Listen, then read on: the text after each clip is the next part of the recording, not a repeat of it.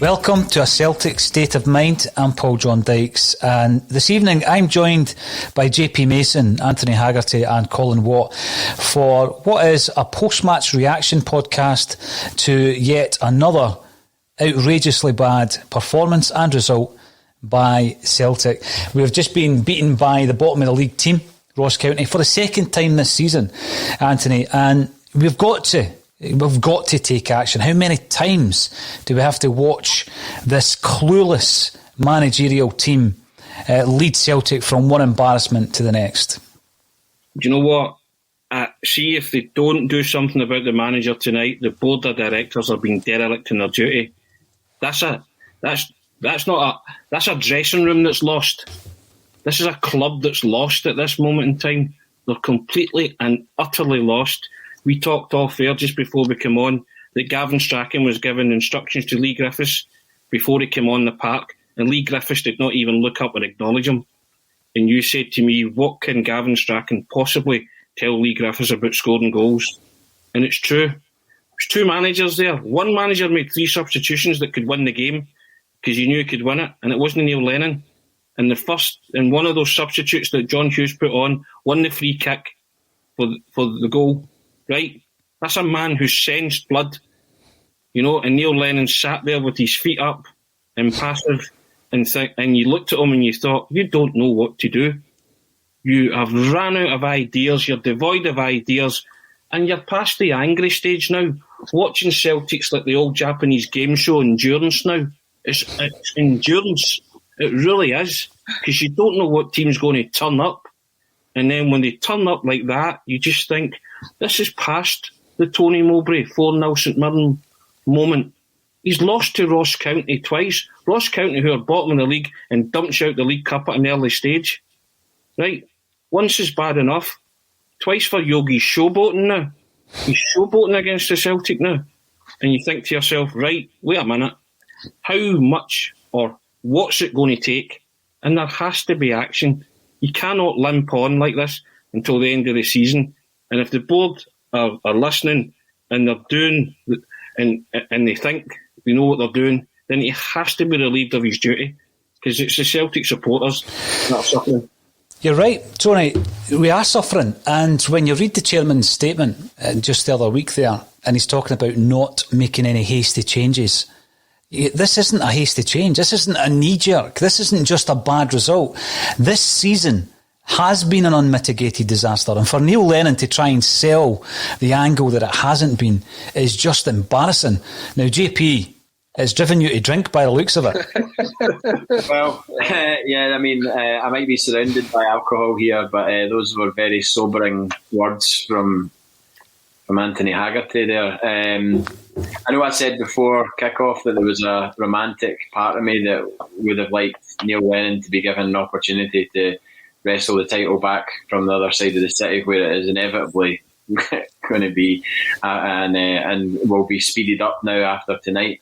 But that part of me, it was gone. Halfway through the second half, was absolutely gone. There was not one part of me. And like Tony said, you're past the angry stage. When Ryan Christie hit that shot over the bar, where he it was a decent shot and had a lot of power in it, but ultimately went over the bar. I didn't get that same feeling that I normally get when you miss a shot in a game. It was kind of like a resignation. It was kind of like, oh well, there's another shot over the bar. It wasn't like, oh my God, that should have been a goal. It was no like, I didn't get hit up by it. But I just want to say congratulations to Yogi and to his management team and to Richie Britton, who I used to play five-a-sides with on a Monday night down at Bathgate Sports Centre. I did. So I want to say congratulations to them, because you need to be humble in defeat. And you know, as much as I don't want to see Yogi's stock rising because of a victory over Celtic, the champions, the quadruple treble champions, let's not forget that. I'm pleased for him. No, well said, JP. And I think, you know, at half time we were talking about the fact that nobody fears playing Celtic, Colin Watt. Nobody fears this team. And it's now at a stage, and, you know, we've said it at various points. We've spoken about tipping points. Colin, you were talking about it after the Ferencváros game. You could talk about it throughout the season, this unmitigated disaster of a season. Whatever the board of directors are doing at this moment in time in relation to a managerial review, they just need to conclude it right now. They need to conclude it. Whatever their plans are, whatever their thoughts are, conclude the review and remove him from office. Because that Celtic team there, Anthony Haggerty, I think, made a really good point where he says he's no lost the dressing room is lost. And that is a team that's lost. They don't have a clue what the game plan is. They don't know how to work under adversity. They don't know how to defend a corner kick. Now, we've seen it in the first half, or any kind of set piece. We've seen it in the first half, Colin. You made the point. 2 free headers in the box. They should have scored. They should have scored from that. And then in the second half, they get a similar opportunity from a set piece. Lo and behold, they do score. Scott Brown, the illustrious captain, looks up to blame someone. And it's been like that all season. Who are we going to blame? The blame game's over, Paul. The blame game's over. Every single one of them needs to take the responsibility for what happened tonight. There's no one player you can blame. I've got to continue what JP said. It's a massive congratulations to Ross County. That's 2 wins over Celtic this season. And Yogi had his team set out extremely well this evening. They knew exactly what they were doing. Every single one of them stuck to their job. They marked Celtic off the park. Iacoviti at centre-half was outstanding tonight. He made a mistake in the first half and then he made up for it in the second. And I tell you what, we could still be playing at 9:30 tomorrow morning. We wouldn't have scored. It was terrible. But unfortunately, gentlemen, it is Groundhog Day once again. And you know what happens? You wake up tomorrow morning and nothing has changed. All you can hope for is that there's only, 8 games left of the season now, I think? Yes. 8 games left. Be thankful it's only 8. That's all we can say. The ball keeps rolling on. Well, we spoke at half time and we spoke about Diego Laxalt, the regression of that player. Anthony spoke about it. We were disappointed when Taylor went off. Yeah, he was quite involved in the second half, but I wouldn't let that mask the fact that, you know, his Celtic career has nosedived. It's fallen off the edge of a cliff. And for anyone, actually, who doesn't think that a player like Chris Ayer is AC Milan class, I just beg you, go and look at that player, Diego Laxalt, on the park tonight. Because the simplest of things in terms of crossing a ball is beyond him. And I know he comes from, really, really good stock, and he's got this calibre about him. He's got a great reputation, but he's dreadful. He's dreadful. Most of the players on that part tonight were no better. So Colin made the point, Anthony, about the fact that we wake up and it's Groundhog Day tomorrow. It can't be. It simply cannot be. Because the club, as you say, they're looking at a situation where there's a dereliction of duty if they don't act. Yeah. Particularly, and I keep saying it, when the season ticket renewals come in. Because I can see huge numbers of Celtic fans. And I'm not even going to call it holding the club to ransom. What I'll do is I'll go back to what Kevin Graham said a couple of weeks ago. Celtic fans treating the club the way that they're treating us. All right? And I can see that happening. Without a doubt. See, if you're the board, this is the time when you act like a CFC supporter and not a PLC board, right? Be a CFC fan, not a PLC fan, and the manager has to go. If you care deeply about the club, the way JP, the way Colin, the way yourself, and the way I care, then you have to remove the manager from office. You see, if you don't, it's a form of self-harm. Excuse the expression, but it is. You're self-harming yourself, because fans will not buy season tickets. And they're quite right, and they'd be quite right not to buy season tickets, because if it had no value for money in a season that mattered to everybody, You know, there's no big guarantee that they're going to get a refund either on that next season. They'll say roll up again and pay the same kind of prices, you know, and they've cheated them appallingly and abysmally. It's back to what I said a few weeks ago. They've treated them like customers. They've not treated the fans like fans or supporters. They've treated them like a customer base. Give us your money, give us your money. We won't give you anything in return this season. You know, we all had high hopes for this season, you know, and it's came crashing down round about your ears. And there's still 2 Rangers games to go, by the way. It could get worse. No any better. It could get worse, right? So, I mean, if that's what they want that legacy to be, then so be it.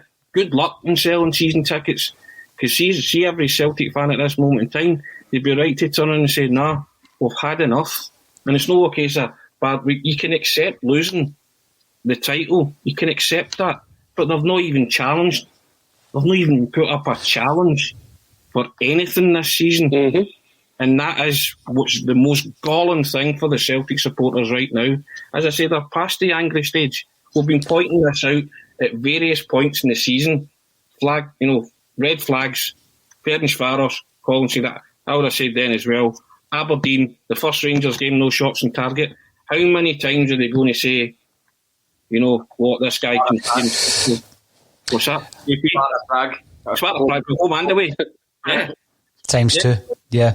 Yeah. So how many times? Where's the line in it? The line in the sand has been drawn now. You know, you have to act. Capello Mark used the word charade. Now, I think that's a great word for where we are, because I wasn't going to mention this, but after the Aberdeen game, the 1-0, the uninspiring game against Aberdeen, we got pelters from a few fans who were saying, what about talking about the positives? And all season, we've had this attitude of, why not talk about the positives? And it's like, you know, you mentioned earlier about propaganda and the fact that, the Celtic View used to be called Pravda. If you're going to just try and pull the positives from this season, then you're part of the problem. You're buying into the charade. We can't do it, because if you do, then you're going to be asked to buy a season ticket to watch Lenny Ball next season again. And quite frankly, Lenny Ball for me, it's a manager who, as Anthony said there, his body language tonight once again, sitting there in the dugout with his feet up. 3 or 4 times I counted him just throwing his arms up in frustration. Now I look over there at any manager in any walk of life, and if that's the body language, how uninspiring is he? Because he's uninspiring to me as a fan. So if I'm a professional footballer, I'm going to feel even worse than that. Now, the thing is, people say it makes no difference. Whatever you do, it makes no difference. Well, I disagree with that. I totally disagree with that. If it made no difference, then why would there be any kind of level of engagement with any kind of supporters groups, any kind of podcasts by the club to try and build bridges? They know the power of the Celtic support. We put the message out differently now than we did back in the 1990s, when it was photocopied fanzines and guys standing in the rain outside the ground to get the message across. We do it differently now, but it's just as effective. And again, you get criticised for putting that message out on a mainstream channel. Listen, you've got to get the club to take notice of this. That chairman's statement the other week there was laughable. It showed just how far removed they are, JP, from the Celtic support. What do you expect to happen now, JP, in relation to this? I would be expecting the most vocal element of the fan base, i.e. the Green Brigade, to make their feelings known. That's what I would expect. But I don't think we can, as a Celtic support, rest on that. We can't just say, oh, it's all right, Green Brigade will come out and say something and we agree with that. I think there needs to be some kind of unified message here. And if nothing happens, if Colin's fears are true and it's going to be Groundhog Day and we wake up tomorrow and we do the bulletin at 12:30 as we do, I may have another day off. JP. I'd be interested to know. I didn't look at it, but I would be interested to know what the reaction was to Liverpool's home defeat yesterday to Everton. Was there sort of similar Liverpool fan podcastings, all dissecting that performance and saying, Klopp's got to go and all the rest of it. Now, I'm not comparing Neil Lennon and Jurgen Klopp And sorry to bring up Jurgen Klopp, the pound shop Jurgen Klopp. The doppelganger. It's your doppelganger. I think I could be in the running for the Liverpool job shortly, going by their results. But no, I just wonder if there has been the same level of dissection and post-mortem on their result yesterday, because that was a horrendous result for Liverpool yesterday. Let's not get away from it. First time Everton had won there since 1999 in the league. Mm-hmm. 2 years, eh? Yeah. I mean, that's wild. So, you've got that going on down there. So I don't think for anybody to say that we're being like overly negative at this, it's not. This isn't new. You look at one of the most frustrating things when a player is on the park and something doesn't go right for them, they kind of throw their arms up in the air and they're like, and that's one of the most annoying things when you're at the game and you see a player do that. You're like, wait, just get on with the game. Don't worry about what's just happened. Get on with the game. So when you see the manager of your club doing that and throwing his arms up in the air and just basically displaying despair at what he's seeing, he's responsible for the team on the pitch. He picked that team, and we all said that before the game tonight. Why is he not playing with two up front if he's playing that system? Mm-hmm. Why is he playing up front? And then it showed you how many touches we'd had in the box. Just as Griffiths came on, it was like 23 touches in the box versus Ross County's 3 or something like that. And Ian Crocker said, oh, well, Lee Griffiths, if he'd got even a fraction of those touches in the box, he would have probably put one of them away. And he's right. And that's a commentator on Sky saying that. And we're just, guys in our houses talking about this game, and we're saying it. And yet it still played out as it did. The point you made there in relation to being frustrated when you see players doing it annoys me. Greg Taylor's bad for it. He does it all the time. And what you're trying to do there as a player is you're trying to actually put that blame for the misplaced pass or someone not making the run that you expected them to make. You're trying to put the blame on somebody else. And that's exactly what Neil Lennon's doing. Every time he threw his arms up in despair today, it's basically, that's your fault. What's just happened there? The reason we've lost possession, that's your fault. And again, you look at your manager to be a leader. I don't see him leading anything. Now, again, we spoke at the beginning of the game and at half-time. And by the way, if anybody does want to complain about the lack of positivity in the post-match today, please list for me the positive signs that you saw today that you wish for us to discuss. And we will discuss it as part of the post-match podcast. I can guarantee it. I'm struggling to find any. But I did speak to someone who played alongside Neil Lennon. I won't name him, but he did say that he was the exact same as a player. In front of 60,000 at Celtic Park, he would play the ball in front of you or he wouldn't make the run, and he would throw his arms up, and you know what? The Celtic crowd were behind Neil Lennon every time. And I think he's doing exactly the same there. And I know there's no fans there, but it's basically, this isn't my fault, it's your fault, or it's somebody else's fault. Has Neil Lennon, Colin Watt, has Neil Lennon taken responsibility at any point in this season, personally? Has he ever came out after a game and said, the blame lies with me, I'm to blame, and he not thrown somebody else under the bus, be that his players, the government, or somebody else? Has it happened this season? Because I can't recall it. No. Simple answer, no. And trying to find the right words to say here, because, I mean, when that ball went in the back of the net, all you could do tonight was laugh. You knew it was coming. That's the kind of how our seasons went so far this season, that you knew as soon as they got a decent ball in from a cross ball, we were under threat. And as I said at the start of the programme, there's no one person you can blame for tonight. It was a team effort and the team were terrible on the park.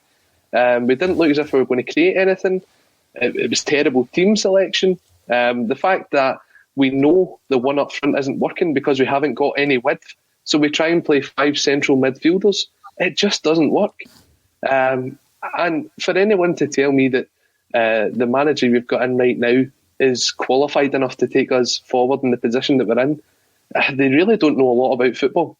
I mean, I see a lot of people coming out there saying, well, what's Eddie Howe done? What's this person done? What's that person done? Neil Lennon took a Bolton side to League One and he was basically shown the door at Hibs. You're telling me that's the standard of manager that you want in the Celtic job right now?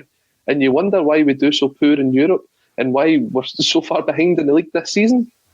It comes from the man who sets the targets, the man who is responsible for everything that happens in the football department. Tony said it right at the start of the podcast. He's lost the dressing room, but this isn't a new thing. This has been going on for a long time. He goes on, and I think it was earlier this week, and he says there's mitigating circumstances that we can't discuss. I think we all know what some of them are. The fact that a lot of the players don't want to play for him, and they're showing it when they're on the park, that their thought isn't, how can I progress at Celtic? It's, how can I progress out the door? Now, unusually, when the post-match comes up, when Neil Lennon gets interviewed, I'm actually going to put it up because I don't want to miss it. I want to hear what he's got to say. And I'm going to put it up here. So apologies in advance for anybody who can hear that happening in the background, but it's impossible for me to know what he's going to say otherwise. So I'm going to play that. But Tony, just going on some of the things that Colin said there.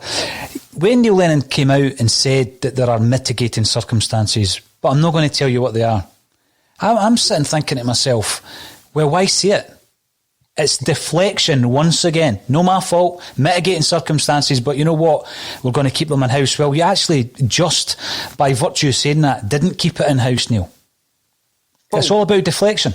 This is a man who insulted your football intelligence against Ferencvaros, the £30 million gamble, and a one-off game at home, and played no recognised strikers.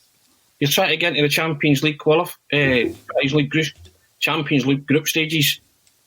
And he defied logic. Never played a recognised striker in a game at home against a bang average Hungarian team. You and I would have picked a better team that night. You would not have played Russian roulette with the Champions League as they do every other season because they're not tooled up and they're not prepared. But I tell you what, we could have picked a better team and they would have beat Ferencvaros. And this guy tells you that there's mitigating circumstances and throws everybody else under the bus. Don't insult me. I've been watching Celtic for, well, you said it the other week there, for 4 decades. In fact, 5 decades I've been watching Celtic. Mm-hmm. I like to think I've got a wee bit of a handle on it, and I kind of know maybe what I'm talking about and what I can see. I'm not saying I'm an expert, far from it, but my goodness, I wouldn't go into a game of that magnitude without playing a recognised striker. Then he turns around and says, there's things happening here, but I'm not telling you. Don't insult me. Please, please, please don't insult all of us. You know, if there's things going on and you can talk your way out of that, be my guest, because there's 60,000 people that will certainly disagree for a start. The ones that pay their hard-earned to pay your wages, and every other player that was on the park tonight who is masquerading in a jersey, as Colin says, they're playing for themselves because they're not playing for the manager and they're not playing for anybody else. They're playing for themselves, and because of that, the club's lost. Dressing room, the club's lost from top to bottom. The club is lost.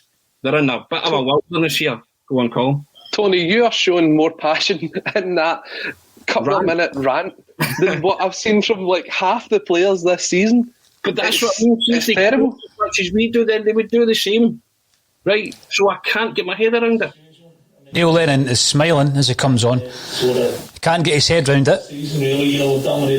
We dominated the game. Some unbelievable chances. Unbelievable chances missed. Yep, they did. And we lost a goal from a set play. I mean, it really is Groundhog Day. I mean, you could actually play an entire video very similar to the Charlie Nicholas I'm sitting here thinking, where he says, I'm bitterly disappointed. You could actually compile a video. It would maybe last about 28 minutes. Neil Lennon just saying, I'm bitterly disappointed. It's a difficult one to stomach. You're telling me. I'm hearing Della Mitri, the needle returns to the start of the song, and we all sing along like before. Great song. And we'll all be lonely tonight and lonely tomorrow. I tell you what, that's what us feel right now. If you are feeling lonely tomorrow, join us at 12:30 for the Axon Bulletin. Because I'm going to ask Kevin Graham to host it tomorrow with Russell Boyce, the Monday Club. JP, I mean, Colin made the point there about Anthony Haggerty showing more passion in his 2 minutes there, the dialogue, I'm not going to call it a rant, than we've seen from certain players all season. When I see, for example, Neil Lennon coming out in a press conference after the Dubai fiasco, and that's not passion for me. That's not passion, it's arrogance. It's arrogance that everybody else is to blame, and again, it's a Groundhog Day thing. I've never once heard him saying, this is on me. Ferencvaros, right, so he doesn't play a striker. He played the exact same side the following week in the league game. It's arrogance. He's patronising Celtic fans now. He needs to leave. What's your thoughts, JP? If you wake up tomorrow and you're getting kind of keyed up and G'd up, maybe not keyed up, for the Axon Bulletin. It's not that kind of bulletin. For the Axon Bulletin. and he's still in charge. What are we going to talk about? Seriously. I don't live in Bathgate anymore, by the way. But no, I mean, yeah, it's... Listen, I think that would be a lot of those players' final ever trip to Dingwall. I've never been to Dingwall. I would love to have been there tonight in a normal world, but that's not to be. But I think that will be the last time a lot of those players go to Dingwall. Certainly be the last time that Neil Lennon goes there as a Celtic manager. Might be the last time he goes there as a manager, full stop. And I think we're all aware of that. That should be.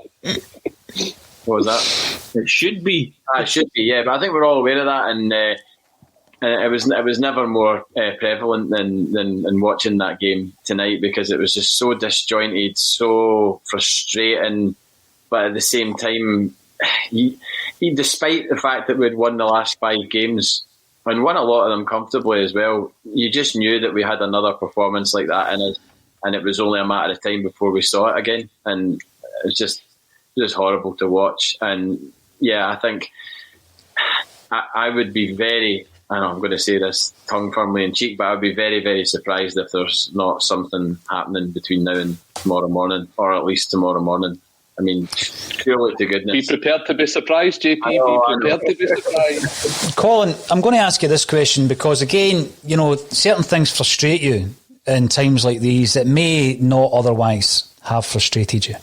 And you start looking at everything. Every nuance of Celtic is being analysed by us on a Celtic State of Mind. And you would hope that, you know, going for a record 10th title in a row, it would have been all positive. But there's been very, very little positive about it.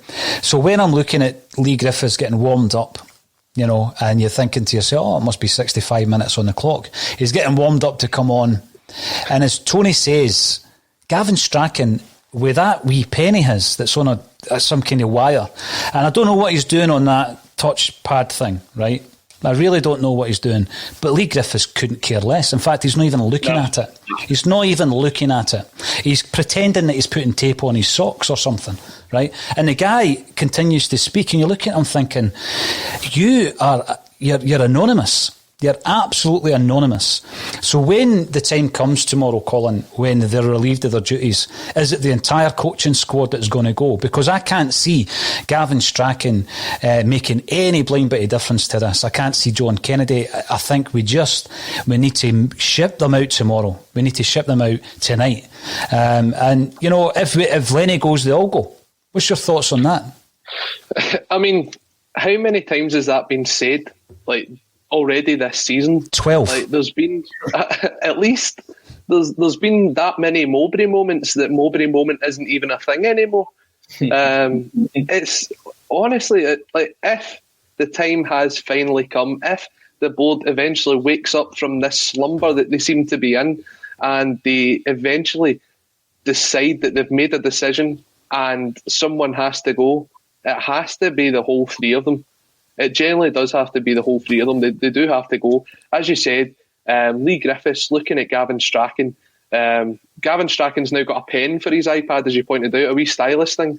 That must have been part of his Christmas present, because that wasn't there in the first half of the season. They don't look interested. They're not interested. As Tony says, he's lost the dressing room. Nobody is going out there and putting 100% in for Neil Lennon anymore.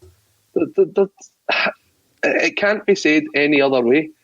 He's not getting the performances out of the players. And if he was a coach or a manager with absolutely anything about him, he would find a way to do that. But tell me one player that has progressed in the last 18 months. There's not one. Not one at all. David Turnbull. Tells you this. Well, David Turnbull was already at a level. Sorrow, and he's on the bench. Yeah. But that tells you everything you need to know. David Turnbull, we already knew was brilliant when he was at Motherwell. We tried to sign him the season before for that very reason. Sorrow, it took him like over 12 months to get into the first team. If that's the way he's playing in the training, then you'd think automatically he's a first pick. Now, I've seen someone in the comment section saying, stop smiling, stop laughing. Look, mate, this is the way this season's took us. It's took JP to drink. You want some sort of positivity, here's a wee smile. Look, Monday comes round, this game's already moved on. There's 8 games left to go in this season. If you're going to get a new coaching team in between now and the end of the season, it either has to be the team that are going to start again next year and start the rebuild now, or you have to look at someone like, I don't even know, you'd maybe put in Fran Alonso for a game or two until you get the right man in if you've not got them already identified. At least that man's got a bit of coaching experience. The Retro Celtic come in via Twitter to say, Paul, there is no chance they will go tomorrow. Can I make a point actually on John Collins' jacket, right? He's been on BT Sports 4 times now. He's worn the same jacket since Christmas. And I was absolutely slated for my Matalan leather, faux leather jacket. I was called a pound shop Johnny Marr.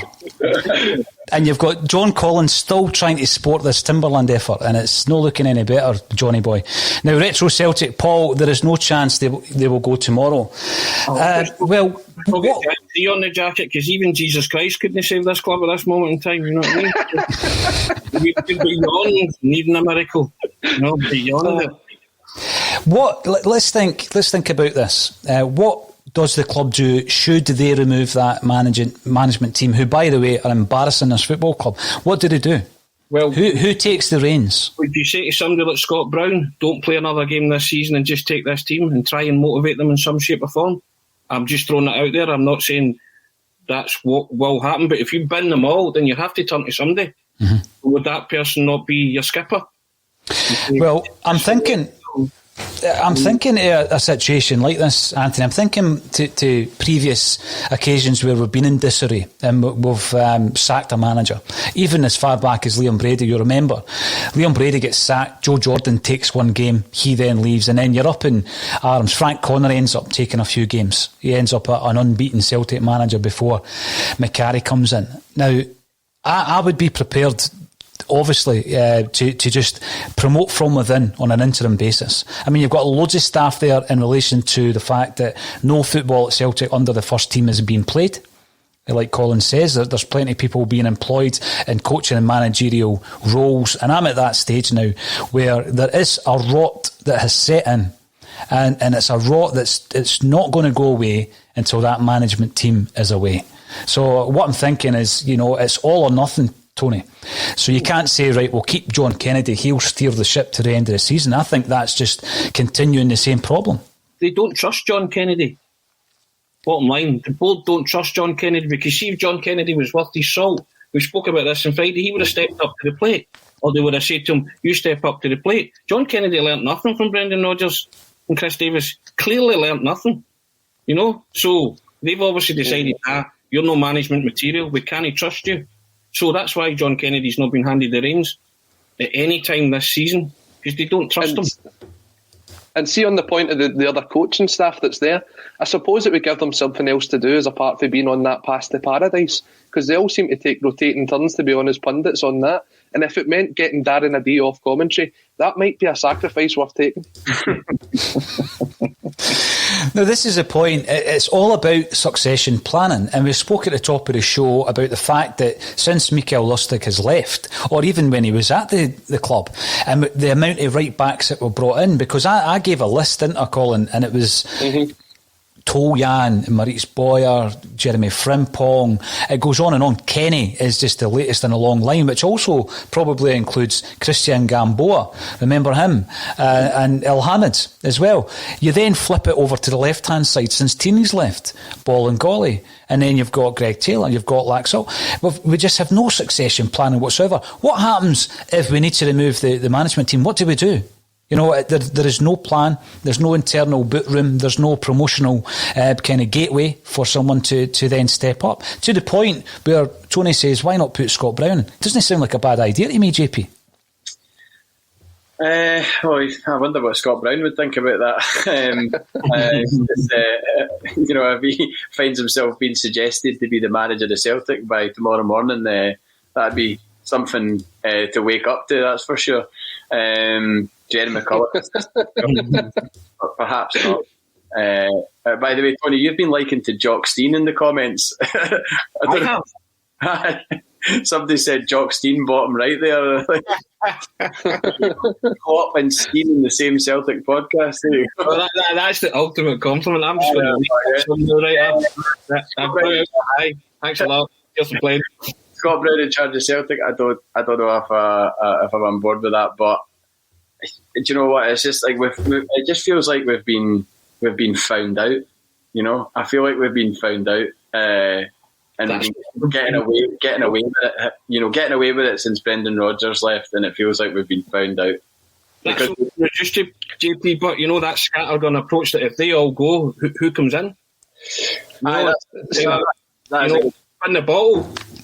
Mm-hmm. You have to take it. There is that spin the bottle moment because you're just like, well, there isn't anybody outstanding and obvious to take charge of the team. I honestly don't know. I really don't know, but I think it's gone as far as it can possibly go with the current management team in place, that's for sure. I mean, it's just that, you talk about rock bottoms, this is 100%, losing up there.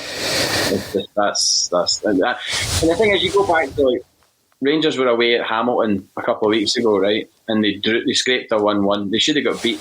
They scraped a 1-1, and that was with Hamilton scoring in the last seconds of the game. But they were playing a team bottom of the league. But the difference is they came away with a point. But the difference is that they had so much credit in the bank before that game to get away with a result like that. We've got zero credit. We're in negative credit in terms of what we had going into the game tonight. And well, Harry Houdini's mum comes in. I'm bringing it up just to qualify the suggestion that Tony made. I don't see it as a suggestion that Scott Brown should be the manager of Celtic. What you're doing there is you're basically collating as many bodies as possible who might be able to actually lead this Celtic side onto a park with a belief that they might win the game. I mean, that's all it comes down to. He certainly wouldn't be doing it on his own. We're in Graham Murty territory here. We're in Graham Murty territory, right? This is like, right, who's coaching under 13s? Colin's talking about getting Fran Alonso in. Yeah, I'll take that one.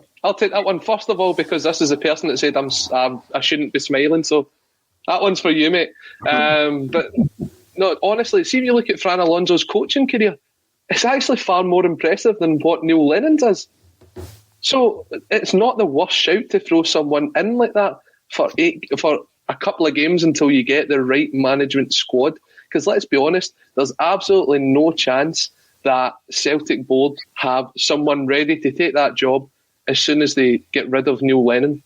They've not even started looking. I'm just looking at some of these similarities now. Not only do you look like the Dairy Milk Man, or is it the Milk Tray Man? Ronnie Cray. So we've got Ronnie Cray down the bottom right, Jurgen Klopp bottom left, Leanne Dempster top left. Russell Boyce suggested to call me the Milk Tray Man. Yeah, I tell you what, Ronnie Cray, when they put up with that nonsense, it's at Celtic Park at a minute. Well, that's very true, very true. Now, remember, and again, it doesn't matter what you say, you're going to be ridiculed. I remember when Kevin Graham put me on the spot, and my tipping point, as I keep saying, was half-time at Pittodrie in the 3H game, when even when we got our noses in front, we couldn't keep their noses there. We still chucked it, and it was a 3-3 game, and I'd had enough by that stage. And I think the writing was on the wall. I think it came a wee bit later for Jim Orr against Hibs 2-2. Ferencvaros was Collins. Everybody have their own moment where they finally snap, unless obviously you're not part of the Axom cult and you still think Neil Lennon's the man to lead this side forward. Now, when you're looking at that, I suggested, when Kevin put me on the spot, remember I said Roberto Martinez and Sean Maloney, and people guffawed just as Tony did there. But what was it? Not you, Tony? Excuse me. I was Colin, because Colin laughs at me on a regular basis. But what I was trying to say there was, you go out and you get the best qualified manager for the job. That's what I was trying to say. You then look at the actual salary of that man. You compare it to Neil Lennon, and by the way, Neil Lennon first time round, the first time he got the job at Celtic, his annual salary was 300 grand a year. It's now 1.5 million quid. And that's just fact. That's what his wages are. Now, with 1.5 million pound a year, you can get a pretty decent manager, right? Now, I did an interview, and it wasn't a job interview, with Mark Hughes and Mark Bowen. I think you remember it. Mark Hughes and Mark Bowen would come up to Celtic Park tomorrow. They'd come up to Celtic Park on an interim basis tomorrow. And I'll tell you what, we'd see a much better Celtic side than what we're looking at the moment. So, we hear managerial teams, we hear managerial names. Most of the names I'm hearing would do a better job than the managerial team that's in position at this moment in time. Most of the names that I'm seeing would do a far, far better job. So, sorry, apologies. I thought it was you that was laughing. I'm never sure who's laughing. It could be all three of us. But yeah, the Martinez shout certainly got a lot of people laughing. But we're paying a huge salary to a manager at the moment, and there's loads of managerial candidates out there who would take this job, and they would come in on an interim basis. See, the most important thing we do in the close season, we throw money at a new manager. That's the biggest thing we're going to have to spend money on. Never mind the players. We need structure. We need a culture at this club, because there's something rotten in the state of Denmark, and it has to be cleared out, right, completely and utterly from top to bottom. So a majority of our money should be spent on recruiting the right manager, and you go as high as you can. If you have to go to Martinez and you go to Maloney, then go to them. If you have to go to Ralph Rangnick, go to them. If you go to Eddie Howe, go to them. And I don't want any snobbery about Celtic supporters saying, oh, they're no class, they're no this. Because I tell you what, they'll be 10 times better than what's being served up right now. Mm-hmm. Maybe even more than 10 times. So take your choice. Would you rather watch what you're watching now, or would you rather give one of the guys who we've just mentioned there, Ralph Rangnick and Eddie Howe, or Sean Maloney and Roberto Martinez? So I know what I'd want. I'd take any of those three in a heartbeat right now. And also I would take Mark Hughes and Bowen, even to come up for an interim basis and have a wee advertise himself for the job, a wee interview on the job, and see what happens. What is there left to lose? What is there left to lose this season? There's absolutely nothing left to lose. I mean, what you have got to lose potentially as a board is these renewals that are coming up. The renewal window will be opening really, really soon. I mean, we saw it last year. I think it was, the beginning of March that the renewals went out. And as everyone knows, the clubs need the money more than ever because they're not getting the fans in the stadium. And to treat the fans the way they're treating them, it's going to be, and I can just picture it now, literally a couple of days before the renewals come out, something happens. And I don't think it's yet. And that's why I still think that when you look at the next game, I don't even know who we're playing in the next game.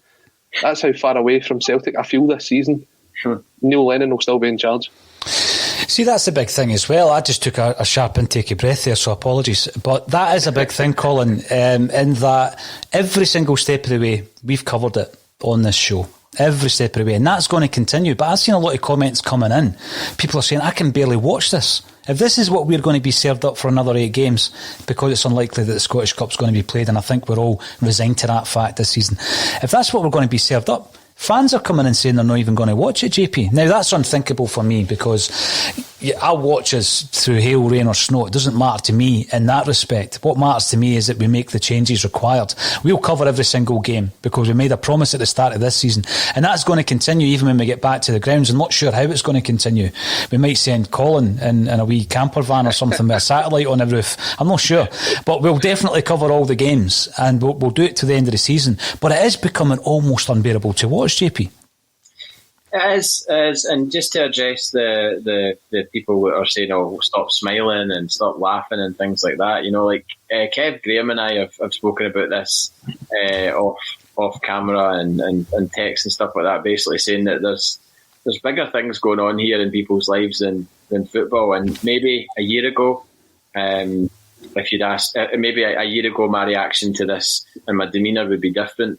But there's far bigger. I mean, I love Celtic. Celtic's been a huge part of my life since I was 8 years old, and then becoming a season ticket holder when I was 18 for 10 years, and then I had my I don't know what you call it, my sort of time in the shadows when I was out of Celtic Park for a couple of years, but I got one back 2013, and I've been a season ticket holder ever since. So. And I love going to the away games as well. I love going to European trips.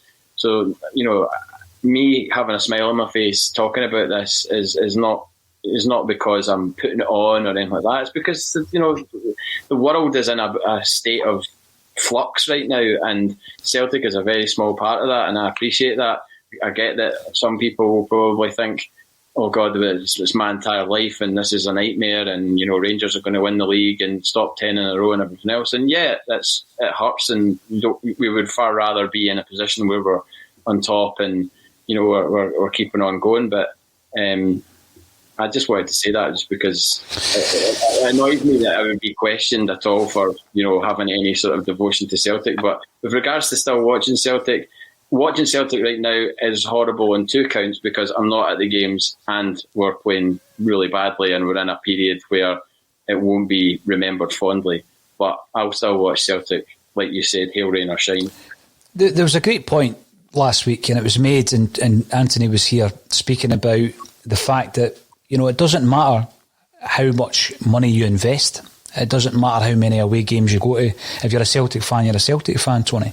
And you made that point. And as I say, I enjoyed a couple of the episodes last week whereby I'm watching it as a Celtic fan. And I'm sitting there nodding along and listening to you guys and disagreeing and agreeing. And that's what it's all about. But, there's no kind of hierarchy when it comes to supporting Celtic. I mean, for example, you could be like, when I first got a season ticket, my first season ticket was 95 quid. And I paid for that through 2 paper rounds that I did. And I saved my money up because and by the way, 95 quid was a lot of money to me at that point, because I was making 12 quid a week doing paper rounds, so I had to save that up. So then there's a lot of people who then get to the stage where they've got a very successful business and they can afford maybe to buy something or invest something a wee bit more. And, for me, they're not any better or any worse Celtic supporters. And as JP says, I know loads of Celtic fans who have been season ticket holders for decades, but something happens in their personal life and they can't afford that. And they have to put that to the side for sometimes several years. And sometimes it takes someone else in their family to get them back into it. But, you're not going to turn your nose up at them because they've not been at the ground for 5 years. I said on Friday, see, if you're a Celtic supporter, it's in your DNA. Doesn't matter how much money you put into the club, right? Because you've decided that's going to be your emotional investment for life. Now, you can be a season ticket holder or you can just be an armchair fan or whatever, but that's your team. That's your club. So don't tell me that any Celtic supporters not affected by this, or the ones that are season ticket holders are affected more. People work abroad and can't get to games, but it doesn't mean they don't love their club. Once you choose your club, that's it. That is it, right? There is no going back. As I've said before as well, you can only support one team. People that say, I support Barcelona. No, you don't. No, you don't. You don't get upset if with Lionel Messi doesn't turn it on. It doesn't get to you the way tonight does, and we're trying to smile through the tears here. When do you want us to sit here and cry? You know what I mean? You try to be positive, but you can't be positive about any aspect of Celtic at this moment in time. So see, why are you laughing? Well, no laughing. Look at us. We're just dissecting the current state of the club, and it's in a state. And then they're saying, stop laughing. We're laughing at bits of humour that we're trying to interject to keep our spirits up, to keep us going as we limp on these 8 games. Cool. Tell you that somebody's any more of a Celtic supporter than the 4 guys sitting here. Because I'm talking absolute Jackson Pollocks. Nice wee Stone Noses reference there, Tony. I'll tell you, you think about laughing. Some of the funniest moments in my life have been on a Celtic supporters bus or at a game. Or even in a pub before the game, and you overhear something or someone says, and it's that humour. And it doesn't. You remember the photographs appearing of the guy lying across 3 or 4 seats sleeping? Remember, because the football was so bad, and it became a meme, and it was funny. £95 for a pie in a programme these days. Aye, someone was just saying there. I'm not sure who it is because it was on Facebook that it was my best job. I was a tremendous paper boy, so maybe it was. I was one of your. Maybe you were one of my customers, but it was that whole thing, the whole P. Diddy thing, whereby I knew I had to save enough money. So I asked him, how many paper rounds you got? Gave me them all, because I had to get as much money as I could to go and watch Celtic, and then walk a couple of villages down the road to get the Celtic supporters bus. And that's what it was all about. And that's all the money I had in the world went to Celtic. Well, John, I'll give you an example, right? There's a guy I wrote about in the book, a guy called Sandro. Like Sandro. Oh, here comes a plug. Yeah, he was a big AC Milan fan, right? And he loved, and his hero was Ruud Gullit, right? So there was Gullit, Van Basten and Rijkaard at that time. They were sweeping everybody in Europe. But my dad knew him because my dad used to deliver pies, black pudding sausages to chip shops in Glasgow. So Sandro was a friar. So I said to my dad, look, Celtic's my Scottish team. I'm going to get a season ticket. He says, can I get a season ticket and come along with you? We're like, aye, fine. So 1989 was the season, 88-89, right? 125 quid, main stand. Celtic were ranked rotten, right? Absolutely stinking. And Sandro said an expression, as you say, talk about laughing, that we still use to this day. Celtic lost to Dundee 3-2. They were 2-0 up and lost to Dundee 3-2. And Sandro's like apoplectic. And he speaks like Gino De Campo, and he's running down the stairs and running towards us, and he's like, that's no football, that's a garbage. And the whole place stopped, and we looked at this guy, his tomato face was going red, and he's like, that's a garbage. And then he took us up to his club in Muirhead to watch the European Cup final, 89, and AC Milan pumped Steaua Bucharest, and he's like to me and my dad, that's a football. Football. Right, and you talk about, I mean, me and my dad still say that. My dad will phone me tonight or text me, that's a no football, that's a garbage. Right, he's dead now, Sandro. You know what I mean? But we still say it, and it's amazing, as you say, just things like that. You know, just, it's true, you just get the biggest laughs at the football ever. So even through the down times, you've got to keep your sense of humour and hope that things get better. You know, hope. Now, there was a comment coming in, Anthony. Someone had kindly typed out a quote from the post-match. Basically, I'm going to paraphrase because I can't actually find it. Here we go. It's quite a long one. There needs to be a rebuild in the summer. Am I the man to do that? I don't see why not. I've done it before. I carry on as normal until I'm told otherwise. I love this club and I love this job. That's Neil Lennon after the game today. He's done it before. When did Neil Lennon rebuild the club? He's never rebuilt the club. He took over a side that was low in confidence after a poor season under Tony Mowbray. You know, he didn't rebuild the club. The club's in a far worse state now than it was back then. And by the way, you're talking about the Tony Mowbray moment. Someone else pointed out, Neil Lennon's had 3 Ross County moments now. 3 Ross County moments. 2 this season. And for him to come out and still be so deluded that he thinks he's the man to lead this club forward, I find that quite frightening. That's scary. Because it gets to that point as well where you ask yourself, because I've seen this said so many times across so many different platforms about just go now and go a legend. I think his legacy now is in doubt. I think the longer he stays here, he's tarnishing that legacy. Result by result. JP, what's your thoughts? I know you watched him as a season ticket holder like the rest of us, and you watched him with pride as a player. We've seen him, achieving some great things as a manager as well. But the time is now. The time is now. We can't delay this any longer. Yeah, with every passing game and comments like that coming out, I mean, it's kind of blind optimism really on his part to think that he can do the job that's required here, because it's not. Let's not mix our words up here. It is a huge job. Like you said before. It's a nice spice. Shut up in your face. It's a massive job, and you've compared what we have coming up in the summer to what we had coming up in the year 2000 when Barnes and Dalglish left, and I don't think that's wide of the mark. I think it's maybe worse than then, and because there was no Henrik Larsson that was going to hang about for another 5 years or whatever it was, because Edouard's going to be away in the summer, and I'm not comparing Edouard to Larsson, by the way, because Larsson is head and shoulders above French Eddie and the player that French Eddie will ever be. But yeah, I think it's hard for me because I've made it quite clear I do love Neil Lennon and I hate seeing him in this situation, and it's kind of like seeing someone that you've known I have known him a long time.